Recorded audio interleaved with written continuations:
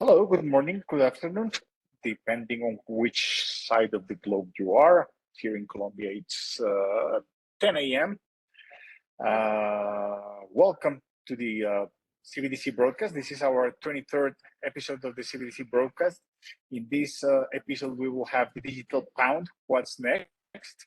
So I'm going to start very quickly with the introduction and the housekeeping. Perhaps the most important, now that we're starting a little bit late, is that you may raise your questions through the Q&A widget that you have to the right of your WebEx window. We will try together with Jannah, with Elise, to answer those questions in the last 15 minutes of the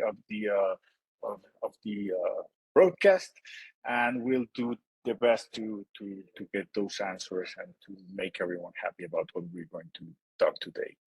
So without any further delay, let's start. As I mentioned, this is the digital digital pound. What's next? It's our 23rd broadcast, and we have today two co-speakers that we know that they know each other very well, so we expect a very vivid and very interesting conversation. We have Jannah Patchay, Executive Director of Policy Lead and Originating Member of the Digital Pound Foundation. And we have Elise Soucie, Director of Global Policy and Regulatory Affairs, Global Digital from Global to Digital Finance. So welcome, you two. Thank you very much for joining us today to discuss the topic of the day, the digital pound. And this is the first time that you're going to speak, and I would like, to speak in this broadcast. And the first thing that I will usually ask from you is to present yourselves better than I did. And if you have some disclaimers, normally we have many people from central banks, so the disclaimers are important. If you want to do your disclaimer, we can do it now. Elise, let's start with you.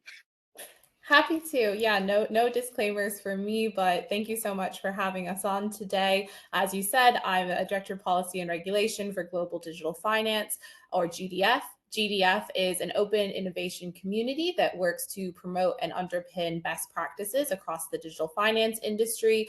We encourage greater adoption of market standards in crypto and digital asset markets and work collaboratively with industry policymakers and regulators. In fact, today we've actually just formalized our partnership with the Digital Pound Foundation. Jannah and I have done a lot of work together over the past few years, and so it's really great to continue that collaboration together. As they can probably see on screen, I have a background working in both the public and private sector. At AFME, I did digital assets work with capital markets banks, but I also worked in policy and regulation at the Financial Conduct Authority across both their technology, resilience, and cyber division, as well as the international division. So my interest in digital currencies and CBDCs, digital pound, it relates to all developments in policy and regulation for new forms of digital money. And I work with our members to respond to consultations and work with the public sector towards the development and improvement of regulatory frameworks. That's great. Thank you, Elise. Jannah. Thank you, Carlos. And I'm Jannah Patchay. As you can see on the screen, I'm an Executive Director and Policy Lead for the Digital Pound Foundation. So we launched in 2021 as a not-for-profit trade association / think tank to advocate for the introduction of what we call a well-designed digital pound in both publicly and privately issued forms. So, excuse me, I've had an ongoing sort of flu-ish type thing for a while now. I've heard there's something called the 100-day flu. If so, I'm about a third of the way through that. Yes, so the Digital Pound Foundation. So when we say we advocate for the introduction of a digital pound in both publicly and privately issued forms, we don't only limit ourselves to looking at central bank digital currency, although we do in both wholesale and retail forms. We also look at all different types of privately issued digital money. So that includes stable coins, tokenized deposits, tokenized e-money, and whatever new wonderful structures people come up with in the future. And we also look ahead towards a diverse, effective and competitive ecosystem for these new forms of digital money, both in the UK and globally. So we want to see an environment that promotes not only innovation, but also the best possible economic, social, and consumer outcomes in the future. I'm also, so I sort of dual hat. I work in the DPF part-time, and I also provide consulting services through my company Markets Evolution. My specialism there is market structure and regulatory strategy and financial innovation. So I've worked on most sort of funky new things that have emerged over the past 15 odd years, everything from crowdfunding and peer-to-peer lending through to digital assets. So it's an exciting world, and my background is actually more on the capital market side as well. So I tend to come at this looking from the more wholesale perspective, and so it's an interesting place to be, where most of the developments at the present are mainly on the retail side. And I have no disclaimers either. That's great. So thank you both for your introduction, and thank you, Jannah, for allowing me to know that what I have also is the 100-day flu, because I've been suffering from a sore throat for about 3 weeks now. So thank you for putting a name to this. So I'm sorry. I think that sorry, it's not your fault. So now that we have already very clear your background, and I think that there is no need to introduce this subject more, because I think that it's very clear that we're going to talk about the digital pound, but also other forms of money that could be framed into the digital money framework at the end in the UK and abroad. So let's start by the beginning, and I think the first things should come first. So could you help us getting a good definition of what the digital pound is? Obviously, is it which differences do we have from cash, from stable coins, and from other forms of money? Perhaps this is a good way for us to start. Jannah, perhaps. Sure, and this is a really good question, actually, because it's a question that I'm often asked. People often say, well, isn't the money that we use today digital anyway? Why are we talking about a digital pound?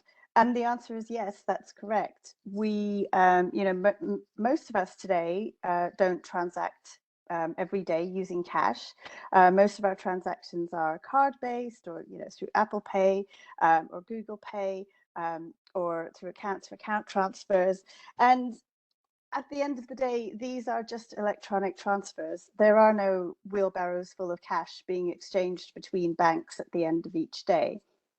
But all of these systems have been digitized kind of in an organic manner over the last decades. And all of the systems on which they're predicated have also evolved very organically over tens or even hundreds of years in some cases. And many of them are sitting on top of root assumptions that there are wheelbarrows full of cash being exchanged at the end of the day. And so what we've got at the moment is a system of money and payments and settlements that has evolved, that has historical and legacy inefficiencies built in, and that isn't fit for purpose in a digital native way as we look into the future, into what's going to happen with Web3 and the metaverse and the transition to a digital economy and things like that. So what digital money gives us the opportunity to do is to start from a clean sheet of paper. We can look at the requirements that we have of money and of payments and settlement, both now and looking ahead into the future. And we can look at the technology that we have available to us today and build something that's more digital native and fit for purpose for those functions.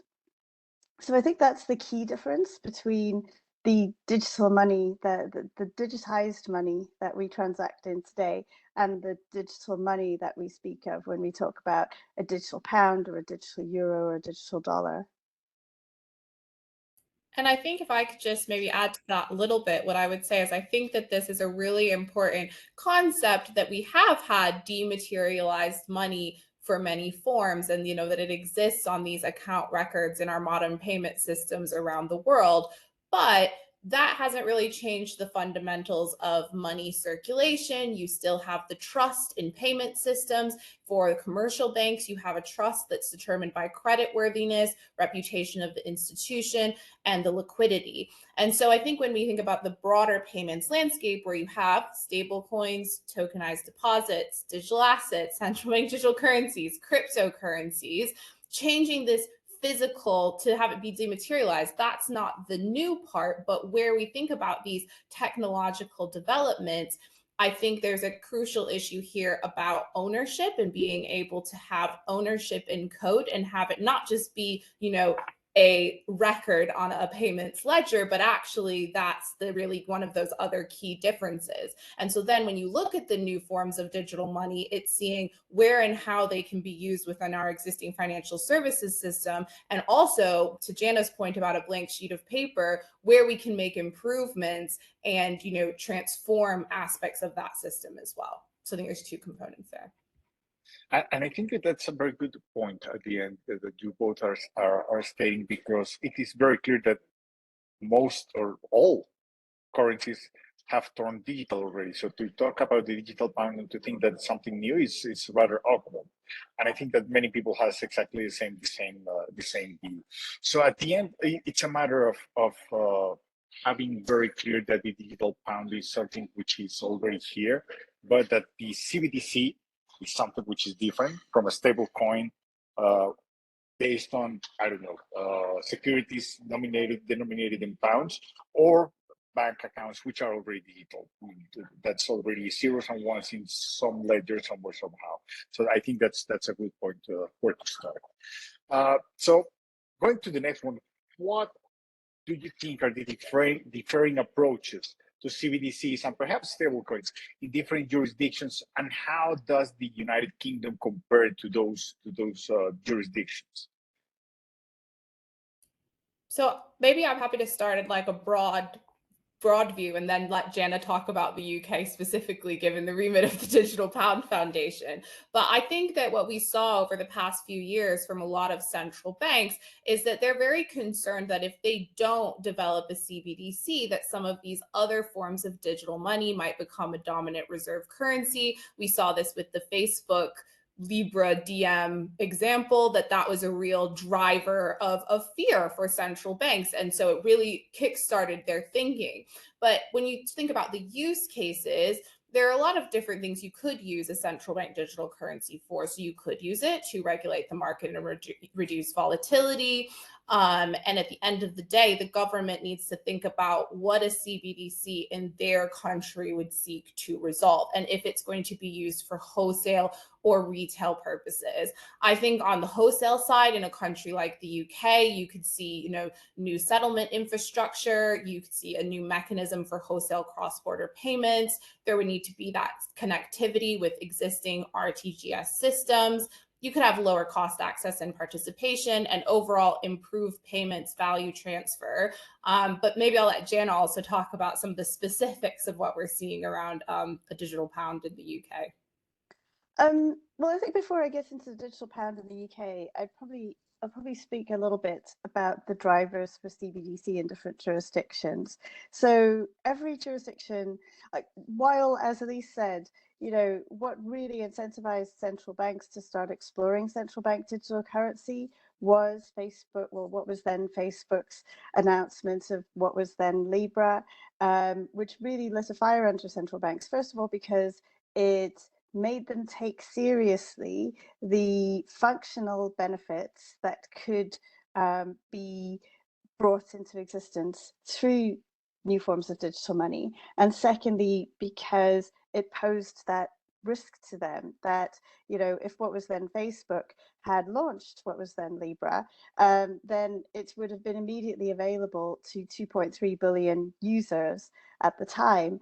And with that kind of reach, it has, the potential to kind of take huge swathes of payments and potentially settlements away from the direct purview of regulators and central banks. And so it posed a challenge to monetary sovereignty from many central banks. But after that, I think there's been divergence in the rationales for many central banks to think about adopting CBDCs. So on the wholesale side, it's a bit easier, and we'll come back to that later.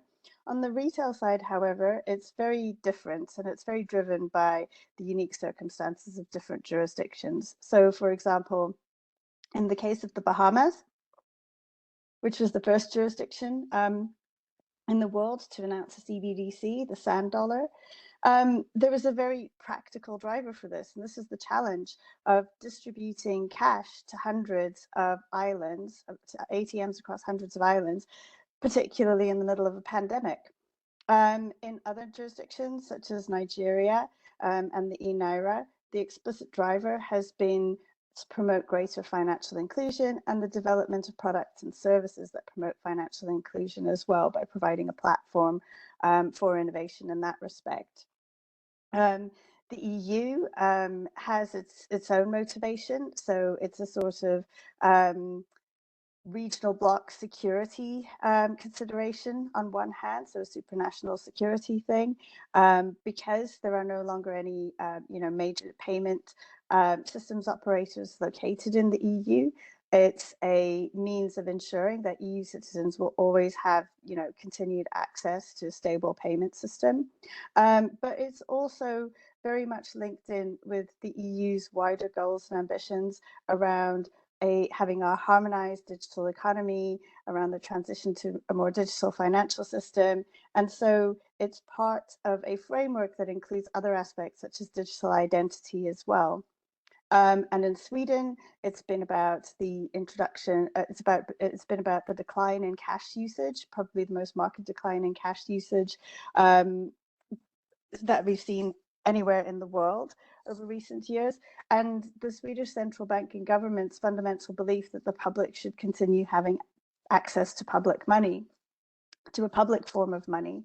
And so when we come back to the UK, there's sort of none of these things really apply to the UK. The UK already has very efficient payment systems, for example.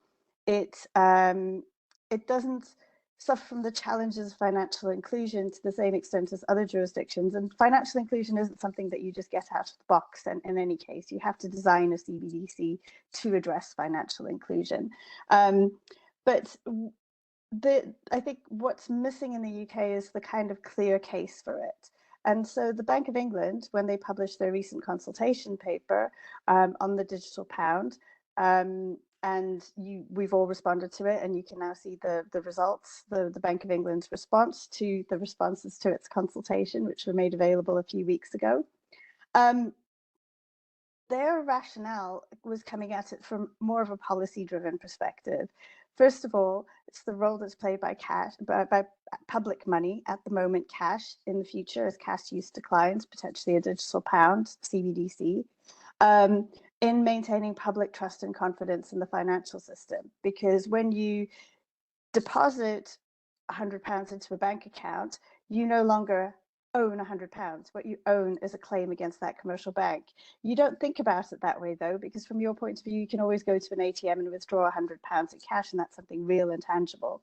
And so the bank sees this access to public money as maintaining confidence in the banking system as a whole, but it also sees it playing other important roles, such as providing a platform for innovation in the future, enabling the UK to retain its position as a global leader in fintech and financial services by providing this foundational market infrastructure, and other kind of geopolitical contexts like that, which I think as a whole probably have more strength than just the arguments of how much can we improve our payment system right now. And I just want to pick up on something really quickly as well before we move on, is that being American, though I have lived in the UK now for 6 years, there is in some jurisdictions a lot of resistance to CBDC. So we have seen, a lot of people taking a stance around CBDCs in the US. And I think one of the concerns there is around surveillance, and they're worried about, the tracking of money and the tracking of civilians through digital forms of money. But I think a point to make there, and it comes back to design and what problems CBDCs are seeking to solve, is that, those different levels of surveillance or lack thereof are something that you would build into the design. And I think one thing the Bank of England has been quite clear on in their proposals is that they do not wish to surveil the population through the use of a CBDC. And it does come back to these other points that Jannah has mentioned. So I think that's an interesting aspect to consider as well when we think about jurisdictional approaches. That's true. And I want to wrap up 4 different things that you mentioned. The first one, perhaps, I mean, it's very interesting in the case of the UK, is that it seems that it's retail CBDC only. Why do I say that? Because, Bank of England is working hard also on the renewal of their RTGS, of the CHAP system, and they're already talking about synchronization. They're already talking about cross-border payments. It's already talking about, the opening hours of the system to be longer. So I think that the wholesale CBDC doesn't seem like having a use case, because CHAPS is very modern, and and Bank of England is trying to keep up with the technology advancements and to keep the RTGS working very well. So I'm not sure if the wholesale CBDC would fit. And I think that when we're talking about digital pound, most likely it's about the retail. Now I go to the second point, which is what you both mentioned about Libra. And I think that Libra was the game changer at the end, because that's what push the central banks, because they say, as you mentioned, Jannah, if I'm wrong, is that if they are able to distribute Libra via WhatsApp and Facebook, they have 90% of the population already connected. That's something that no central bank can have right now, or no private system can have right now. And that's solving the last mile problem. And that's something that Bitcoin or no stablecoin is able to do right now.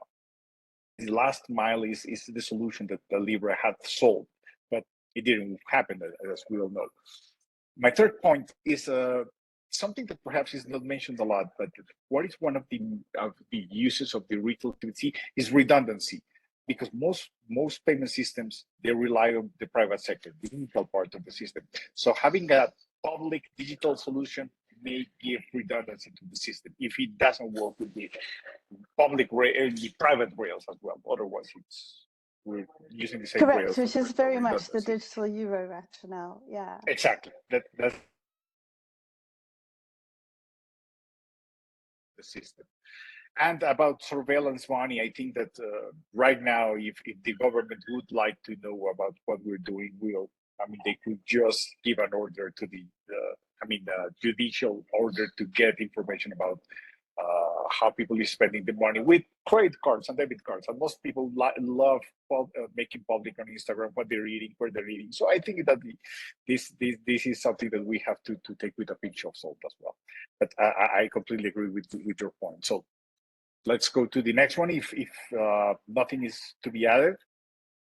The only thing I would add to that is just that on your first point around RTGS, completely agree that the UK already has a great system. That being said, I do think that if we see the advent of more and more tokenized commercial bank money, that it is likely we will also see a wholesale CBDC, because the banks would want to use it. And in fact, if you look at the PFMI principles for capital market settlement, they are meant to be using central bank money, except in the absence of it for settlement. So I think that could actually be a driver as well for wholesale CBDC to comply with those broader global standards. But I agree, the RTGS system is great. I'm not knocking it. I totally agree with that. And I think that over the next 12 to 18 months, we may see a shift in sentiment on that in the UK. There are various private sector experiments going on. Tokenized deposits are being taken more seriously by banks. The UK Regulated Liabilities Network project is really taking off, and that will need a counterparty risk-free digital settlement asset namely a wholesale CBDC in some form or equivalent in some form. So I think that conversation could really mature over the coming months. I just want to come back to your point about privacy as well. I mean, I think privacy is a really important consideration. If we look at what some jurisdictions like China, for example, are doing with the CBDC, it's definitely something that an ordinary citizen would be concerned about. I do think, though, that often people trust large corporations more than they do governments, even though governments are not typically interested, especially like democratic governments, are not typically interested in the actions of one individual. They're more interested in the collective behavior and monitoring collective behavior in order to find where there may be issues. Whereas corporations are actually very interested in the behavior of individuals because your data is the product. So had Facebook launched Libra, and maybe out of that 2.3 billion user base, 0.3 billion, maybe being generous, might have decided, no, I'm not giving up my privacy by using Libra, but the other 2 billion would have happily sold themselves and their data to be able to make an efficient payment, or cross-border payment to a friend or relative in another country or something like that.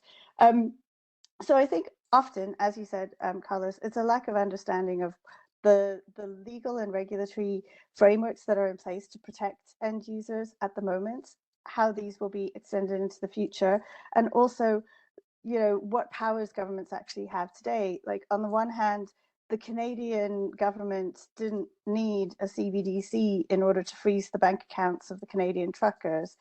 On the other hand, in the UK, if any law enforcement agency wants to see data on an individual from a bank, they need a court order or something like that to be able to go in. That data is not freely available, and we would expect to see, at the minimum, those protections extended into a retail CBDC. Fully agree, and I would add that the combination of good design options and consumer protection should do. That's what it does today at the end. So let's go to the next one. Perhaps I'm going to skip something because of the questions that I had planned, because it's already getting a little bit late. So I'm going to go to something that it's already part of what you mentioned at the beginning, which is different kind of money coexist today. And one of the requirements for all of them to be considered money is that they're seamlessly interchangeable. If one of those kind of money is not interchangeable or is not easily converted from one to another, that's not money. It's something else. It's an asset. It's a security. It's something else. So how do you think that this will work in practice? Jannah. Well, I think we're both smiling at this because we just had a Digital Pound Foundation roundtable on this very topic yesterday. And so we just both spent, along with a room full of people, about 2.5 hours discussing this very point. So yes, we're going to have these, this wide range of different forms of digital money. It's important to preserve the singleness of digital pound. So whether you're transacting in a stablecoin pound or a bank account pound or a cash pound, these should all have the value of a pound, and you should feel confident in them. You feel confident that one of them is not going to lose its value relative to the others or something like that. And so there are different mechanisms to ensure this. I mean, the very obvious one is regulation. If we look at commercial banks today, they all have, potentially different levels of counterparty risk associated with them. Yes, we don't price that into the value of the money sitting in our bank accounts. And one of the reasons for that is that there's a very intermesh framework of regulation, financial services compensation scheme, prudential oversight, and a number of other things that combine to ensure that the value of a pound is always a pound. And then there's also the fact that you can go to an ATM and withdraw £100 from your account into cash at any point in time. Obviously, there are some situations in which that becomes a bad thing, like a bank run, but the majority of the time, it's that ability to seamlessly interchange between public and private money that ensures confidence in private money, which at the moment is commercial bank money. So in the future, we're going to have stable coins potentially. They're a new form of private issuance. Similarly, the ability to convert on demand and at par between these different types of money. So to cash out to bank accounts or to convert to a future retail CBDC could be an important mechanism in preserving that singleness of a digital pound as well. And I think just bringing in some of the things that we talked about yesterday as well, Jannah, I think one really crucial aspect of it, especially when you're talking about retail markets, is trust. And trust that when you go to pay for something, the amount of whatever coins you have in your account or stable coins or CBDCs is going to be worth what you think it is, and it's not fluctuating wildly, and you can still go get your groceries or pay for what you need to pay for. And I think to the point that you made at the beginning when you asked us the question is that you're very right that we might see forms of money, we might see stable coins issued that have, coupons attached to them. We might see, these different forms of financial instruments emerging with new forms of digital money, but they would be instruments, they would be in wrappers, they would not be money in the sense that we see the singleness of money being preserved. And I think that trust and confidence is extremely important. And to your point about, redemptions and when something becomes systemic, I think the key there is when you feel comfortable holding it and using it, and to the point where you don't want to say, okay, I want to be able to go and get cash for it, because you would just see it as cash, as another form of cash that you use. And I think that's a really crucial distinction when we're thinking about singleness, is it wouldn't come down to one stablecoin issuer collapsing or one bank run. If we think back to in the traditional sense, it's the fact that you can still rely on that money to be money for you.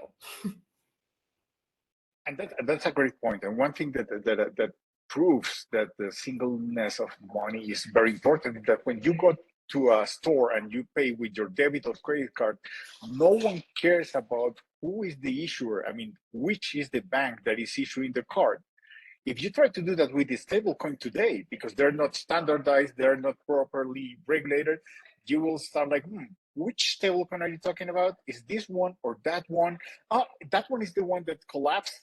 That's related to that one. So there's no singleness of money right now in stablecoin because there's lack of regulation and there's like no standard for them to be overseen, regulated, supervised. But if that comes to happen, which I'm rather skeptical about that, I think that will help to make stablecoins part of singleness of money. I mean, to be trusted and to gain that access to the same layer of confidence and trust as money. Well, and if you think about it, and apologies if there are those on the call that have heard me use this example before, but this isn't a new problem because of stable coins. Back in the 1800s in America, bank charters meant that virtually anyone could open a bank. And so all of these different states had different arrays of private bank notes, which were not circulating at par. They could be, wildly fluctuating as much of a 20% discount. And so you didn't have that economic efficiency of being able to even use notes when you went different places. But regulation did fix that with the National Bank Act in 1863. So, I do think that there's hope for the digital currencies markets as well. But I think, that was about 60 years that they waited for that to happen. So I think that, it might take a while to get the regulation exactly right. That's true. That could be the case. So let's get still with the stablecoins. What about the stablecoin proposals in the UK? Do you think that legislation is progressing, and what are the key points of industry feedback right now for the stablecoins? I'll kick off on that.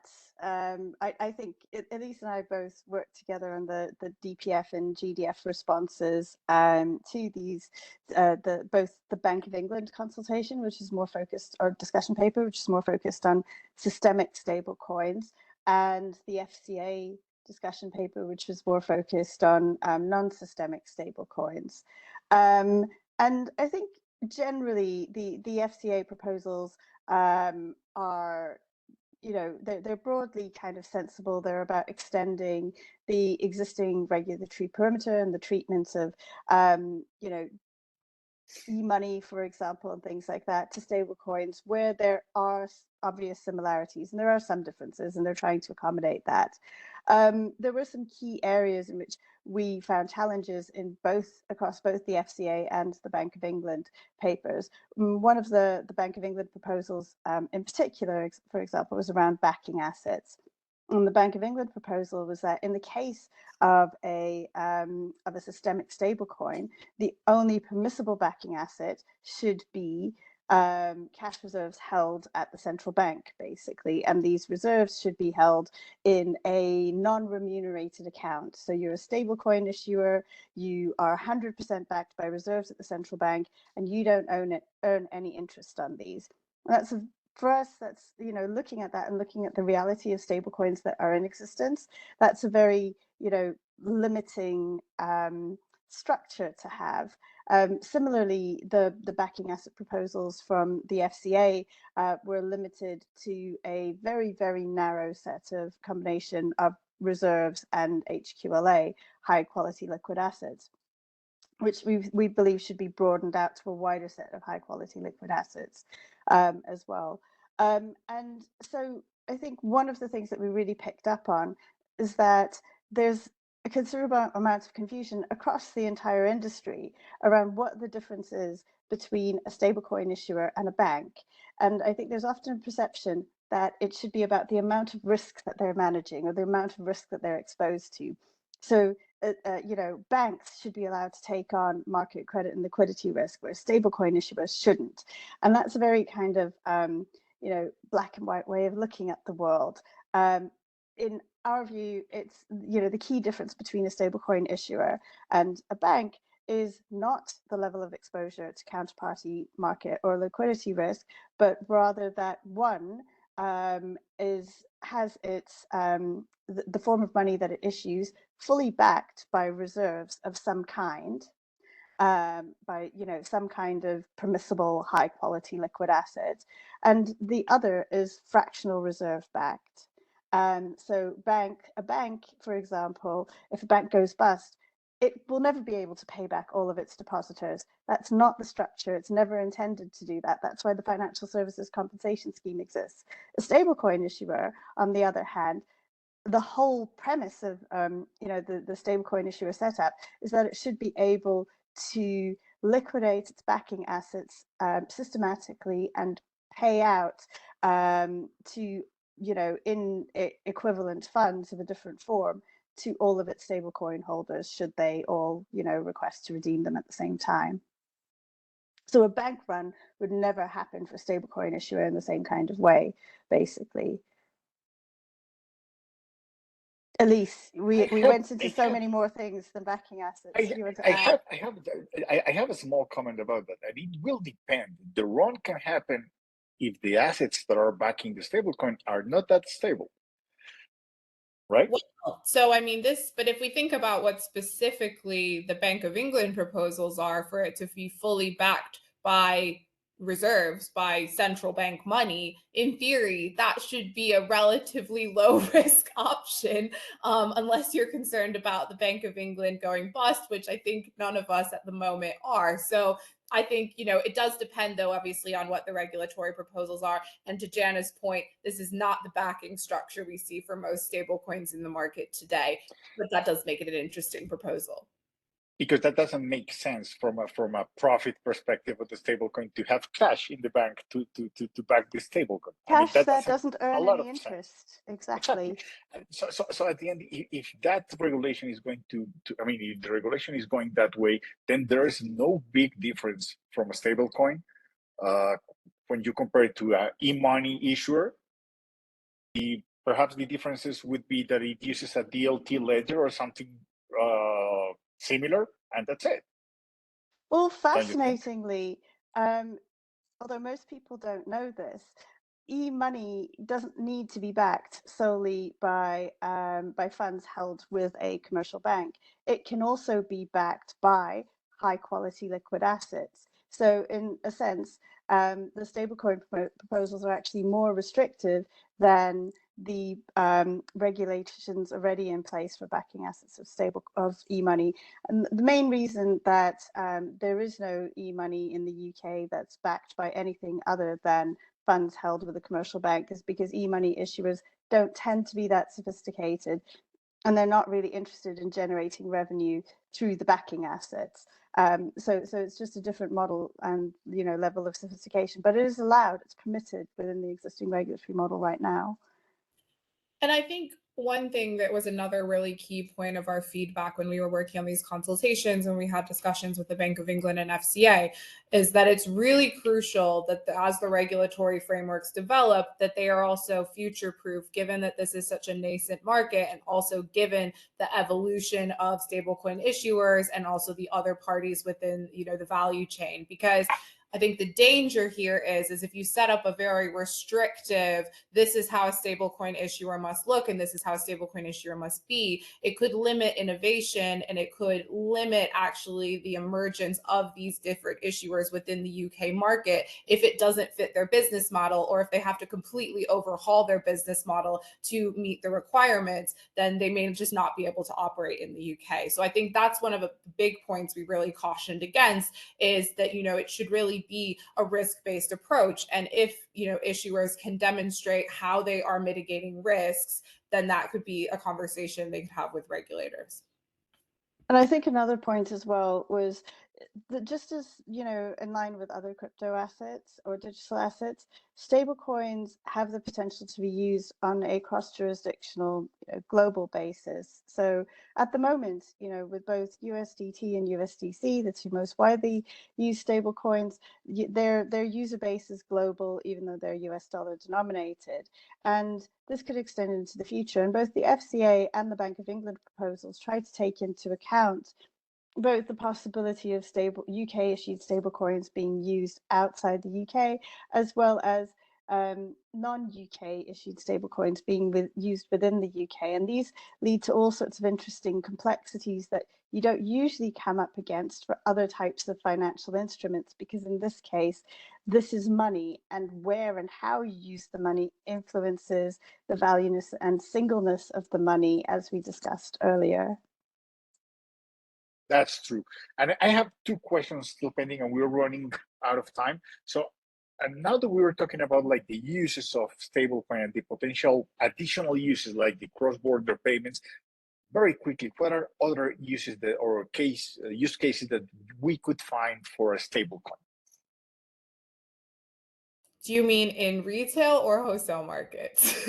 I would say that retail. I think we can limit ourselves today for retail, and perhaps in a forthcoming broadcast we can go to the wholesale. So I had this conversation with a friend the other day when she was essentially asking me what my job was and what I worked on. And I was talking about the stablecoin consultation responses. And she said to me, I don't even really understand what a stablecoin is. And honestly, my response to her was that it might be okay that she doesn't need to ever understand what the plumbing of a stable coin is, because I think in retail markets, if we see stable coins truly being used as just an interchangeable, form of money, singleness of money is preserved, for the retail consumer, it would just be an addition to the already sort of seamless payment process. Like, if PayPal uses Paxos stable coins to settle and people already have PayPal accounts, they're not probably going to be thinking about the fact that the settlement of their payment is happening via a stable coin. They're just not. And I think that's okay, because in our current banking system, as Jannah was talking about earlier, most people aren't going around thinking, my money that's in my bank account, that's actually a deposit, and a deposit is an IOU. They're not thinking about that, and they're not thinking about what happens, between all of the different retail banks when they make a payment. So to my view, that's okay. I think for the retail consumer, it hopefully would just improve consumer experience, maybe save them money, maybe allow them to make their payments they need to make more programmable. But will they need to know the ins and outs of a stable coin like all the people on this call? Maybe not. I don't know if you would add to that, Jannah. Yeah, I totally agree with you that, in an ideal world, end users, retail users should not be thinking about the type of money that they're using. I don't think about how Apple Pay works when I use my phone to make payments right now, even though there's a complex set of plumbing behind the scenes that involves, you know, agreements with Visa and MasterCard and bank accounts and being linked and things like that. I think in the future, it will be seamless. And again, you know, a pound will be a pound. How people spend it will just be, you know, about the channels through which they're using it. Elise's example of PayPal was a good one. You know, people will see a balance that's sitting in their PayPal account or something like that, or they'll, you know, initiate a payment from their bank account or from a card somewhere along the line. It'll get converted into PayPal stablecoin, which will be used as a settlement mechanism across the network or something like that, and then it'll pop up on the other person's preferred kind of channel of engaging with money. But I think that stablecoins offer like a number of potential abilities for innovation. So for example, you can see that a big retailer like Amazon, for example, this was an example that came up a few times yesterday during the roundtable that we had in the Singleness of Money. So a very large online retailer such as Amazon could potentially introduce an Amazon coin, and you could you know, again, seamlessly pre-fund an Amazon coin wallet and then never really leave the Amazon ecosystem. So you could be a buyer and a seller in this marketplace using your Amazon coin. Again, you don't necessarily need to know that's an Amazon coin. From your perspective, you're just pre-funding an account with pounds or dollars or your preferred currency in whichever jurisdiction you're in. But behind the scenes, the way that's working is through the mechanism of an Amazon coin. And so I think that will be the user experience for the future. That would just be able to do things, you know, make fractional payments for reading a single New York Times or Economist article or something like that, or FT article. They'll be able to do things. They won't have to think about how they're able to do those things, and that will be the ideal outcome, really. That's great. And the Amazon coin thing is something that even I asked a couple of years ago is in one of our broadcasts, because it's the most obvious thing. I mean, after Libra, that could be this game changer. Everyone, or not everyone, but many people have an Amazon account. What about exchanging just the balance that you have from one wallet, Amazon wallet, to another one? That would be very simple, but I don't know why it's not there. We're running out of time, so I would say that my last question, and very briefly, I would ask you to answer it, is where do you see the UK in the digital finance and digital money landscape in the years to come? Elise, I'm going to let you go first for that one. I mean, so I think that just given, my role is global, and I don't just work on UK policy and regulation. And I think what we've seen compared to other jurisdictions is that there's definitely a willingness in the UK to position itself as a digital leader. We've heard that from many politicians in the UK, that they want the UK to be a digital hub.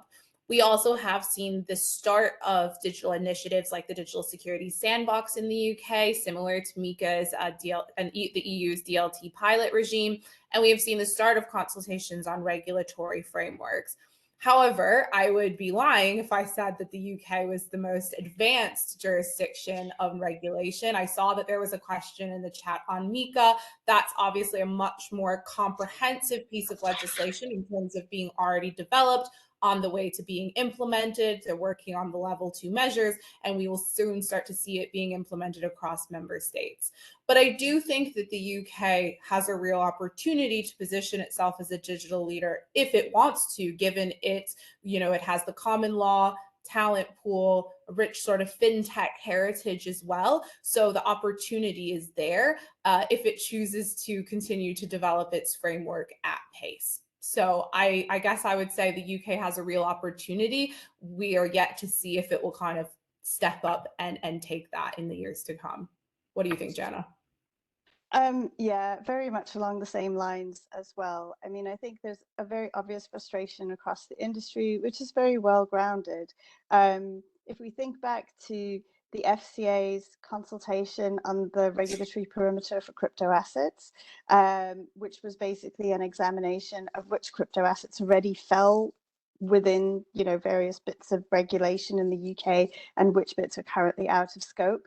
That ended in, I think, was it January 2019, which is now over 5 years ago, and we still do not have a comprehensive regulatory framework, or even, you know, a regulatory framework. Well, we have a framework at a very high level, but we don't actually have a regulatory regime for crypto assets right now. And that is in part due to the fact that, you know, politically, the UK has experienced a number of challenges over the last 5 years. There's a capacity issue, definitely across the board.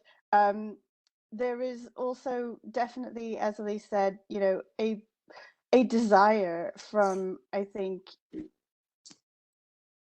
all policymakers to see the UK continue as a leader in fintech and financial services into the future. And if we are to achieve that vision, then this is an area that's going to need more focus. And it's not because of, you know, the crazier DeFi and, you know, cryptocurrency stuff that's going on. It's because digital finance is something that is happening, that is coming into the mainstream, that is progressively growing. If we're seeing banks, for example, coming together to work on a regulated liabilities network and looking more actively at tokenized deposits, this is not talking about something that's fringe. This is talking about something that's mainstream. The introduction of a wholesale digital settlement asset, for example, is going to seriously enable the development of wholesale digital asset markets. And here I'm again not talking about crypto, I'm talking about tokenized securities, I'm talking about, you know, tokenized bonds and equities, about smart contracts based derivatives and things like that. And all of this mainstream financial use of digital assets is going to need to be underpinned by a robust regulatory framework. So I do think that is going to need a lot more focus and attention over the coming years if we are to retain that leadership position. That's great. Now I'm going to turn to the questions from the public, and I have highlighted some here. Why is it that stablecoins seem to be used more by firms than people? First of all, is that true? And second, could there be a reason for that? So the question is, sorry, why they're being used more by institutions rather than individuals? Is that the question? If that's the case, that's the first question, perhaps. I mean, I don't personally have the data on all of the stablecoin usage and who's using them.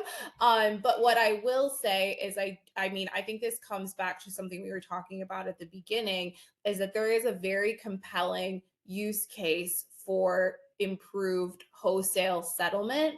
I think that's why a wholesale CBDC is so attractive. I think that maybe then to the point we talked about later, for retail usage, a lot of the broader public probably still doesn't fully understand what a stable coin is, how it's different from crypto. And I think, you know, to some of the other questions made in the chat, with some of the other crashes we've seen of stable coins, that singleness of money is not preserved. And so that still doesn't feel like a form of money that the everyday retail person might want to use. I think perhaps with the advent of regulation, if stable coins do become truly more stable, you have protections in place as you do, you know, with the traditional banking system, maybe we will see more retail usage. What do you think, Jannah? I mean, I think if you look at the primary usage of stablecoins today, historically, the reason stablecoins came into existence was to enable more frictionless cryptocurrency trading, basically. So by having a stable coin, you didn't need to cash out to fiat currency. You could just keep your you know, your funds on an exchange so that you could trade really quickly and things like that. And that's still the primary use case when we look at USDC and USDT. We are, however, seeing more and more that stable coins can be used to make more efficient payments and things like that as well. And again, you know, as Elise said, I think it's that regulatory trust and certainty that's really going to be important in the transition of stable coins from their pretty niche usage as they are at the moment to more widespread usage across the retail payments landscape, really. Because at the moment, if you're a payment, a payments infrastructure operator, you're not going to use something that's unregulated. You're not going to use something that might lose its value and potentially leave you responsible for, or you as the entity that customers have recourse to for all those failed payments. You want something that has certainty from a legal and regulatory perspective attached. So I think it is that lack of regulation that's keeping stablecoins from achieving their full potential. Good. I'm going to take 1 or 2 more minutes because we started a little bit late. And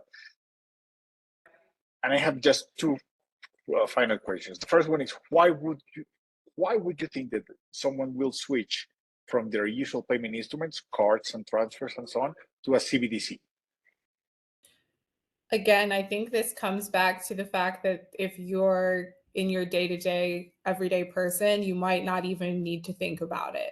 It genuinely, I would hope that it would be so seamless that you wouldn't necessarily need to worry about, oh, this is a CBDC now, similar to how we all got very comfortable with transferring each other money just using our phones.